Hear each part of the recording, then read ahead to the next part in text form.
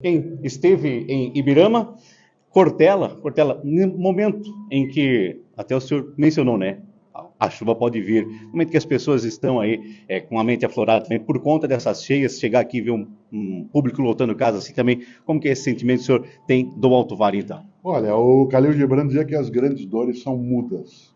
E quando as pessoas conseguem fazer com que aquilo que está acontecendo, que não é algo a ser deixado de lado, mas também não é algo que não tem alternativa, quando consegue falar sobre isso, vir à tona, comemorar, refletir, pensar, é isso que é decisivo. Né? Portanto, é um sinal de esperança ativa. Não uma esperança que aguarda, mas uma esperança que vai buscar. Por isso, a ideia central é, sim, né, a chuva, o momento, aquilo que leva ao sofrimento acontece, mas não é impossível de contorno.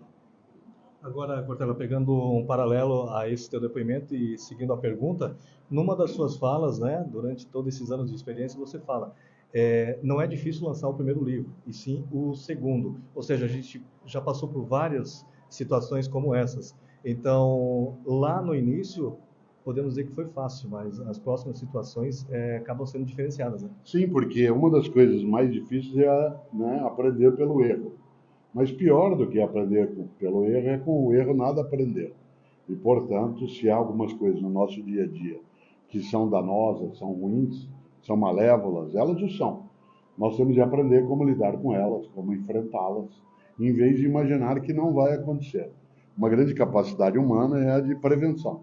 E essa prevenção ela vem da experiência anterior, da capacidade atual e daquilo que a gente quer evitar no futuro. Portanto, a fatalidade, ela acontece, mas há partes da fatalidade que podem deixar de vir se nós nos organizarmos antes. Agora, mudando um pouquinho de assunto e uma pergunta pessoal, para um quase monge arrastando multidões, o que deu certo ou o que deu errado? Olha, em relação à minha atividade, eu fiquei 3 anos na Ordem Carmelitana Descalça. Eu tinha entrado na filosofia, já fazia filosofia, foi aí que eu fui para essa experiência conventual. Foi uma experiência magnífica, mas eu percebi que não era a vida religiosa o caminho e eu iniciei a minha atividade na universidade. Comecei a dar aulas na PUC São Paulo com 22 anos e nela fiquei, né, por 35 anos. Tudo deu certo, né? Apenas eu não segui naquele caminho. Eu não sei se eu seria, né, um bom religioso. No caminho que fiquei, busquei fazê-lo. Agora, como professor, eu tenho um gosto imenso de estar nessa rota há 50 anos. E professor, durante todo esse seu trajeto, né, como professor e também, né, como filósofo aí, grande filósofo, né, no nosso país, qual foi o momento assim que o senhor teve de experiência que o senhor, pá, isso eu vou levar para a minha vida como um aprendizado? Muitas vezes a ideia de aprender com as pessoas, de buscar aquilo que a gente não sabe, de entender que a fama ela é passageira, enquanto ela existe ela é agradável, mas ela não é algo que se possa ser por ela possuído. É sempre especial imaginar que, por exemplo, em Ibirama e região a gente tenha centenas e centenas de pessoas que vêm, né, para ouvir, para pensar, mas é algo que dá um compromisso de ter de aprender mais para poder fazer melhor. Portanto, trazer algo que o filósofo, o poeta, o escritor alemão Goethe trazia, quando ele dizia que se alguma coisa tem de ser feita, então que ela seja bem feita. E assim, perante essa nossa sociedade, né, que está toda corrida, o mundo indo e vindo, né? Qual é o maior desafio agora, o senhor como filósofo, falando para a nossa sociedade moderna? Que a gente seja capaz de entender que velocidade não é pressa.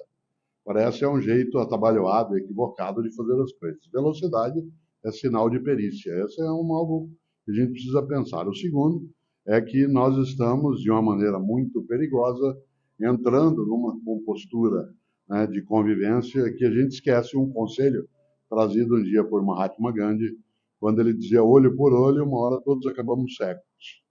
Portanto, a gente tem que prestar atenção. É aquele antigo aviso que ficava, né, nas estradas de ferro no Paraná, que é o meu estado de origem, em Santa Catarina, que era assim, pare, olhe, escute. Cortella, fala um pouco do meio rádio. Nós estamos no meio de comunicação rádio. Gostaria que o senhor falasse para as pessoas que nos acompanham da importância de buscar informação nesse mundo cada vez mais corrido, onde se tem credibilidade. O senhor também que tem essa origem mais do interior também. Gostaria que o senhor falasse um pouco a respeito desse meio de comunicação do rádio. Olha, eu tenho atividade em rádio desde que eu tinha 6 anos de idade. Eu, na cidade de Londrina, participava aos 6, 7 anos de idade, daquilo que a gente chama de KISS, né, que era aqueles desafios que a rádio fazia e que eu participava pelo telefone fixo na época. Depois eu iniciei minha atividade também no rádio, né, aos 25 anos de idade, e continuo até hoje. Também eu sou colunista, comentarista, e eu acho que o rádio não é só uma companhia, é um mestre ou uma mestra que está ao nosso lado, e por outro lado também é alguém que conosco aprende. A interatividade que o mundo digital permite hoje faz com que no rádio muito se ensine, né, e muito se aprende. A ideia de comunicação, ela é uma via de mão dupla. Ela serve para que a gente possa ter a informação, ter a decisão, ter a clareza, ter a diversão, mas não é o único lugar que a gente busca todas as coisas. É um dos lugares, e para mim é especial. Afinal, já faz 60, né, 64 anos que, de alguma maneira, eu tenho o meu pé naquilo que no passado eram as válvulas do rádio.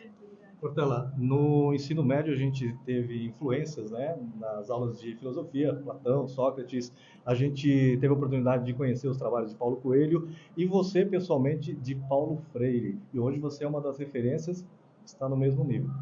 Paulo Freire é especial dentro da trajetória, Paulo Coelho também.